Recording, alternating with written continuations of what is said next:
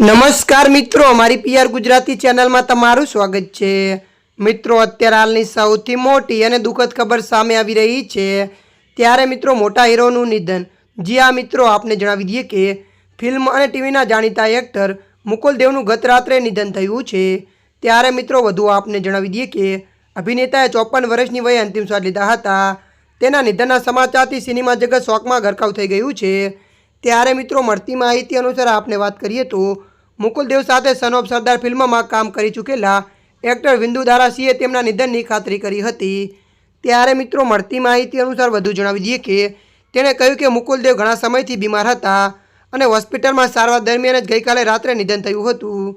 ત્યારે મિત્રો, અત્યારની આ મોટી દુઃખદ ખબર મળી રહી છે। ત્યારે મિત્રો, હાલ માટે આટલું। મળીશું નવી અપડેટ સાથે। જો તમને અમારો વિડીયો પસંદ આવે, લાઇક, શેર અને સબસ્ક્રાઈબ કરી નાખજો। ધન્યવાદ।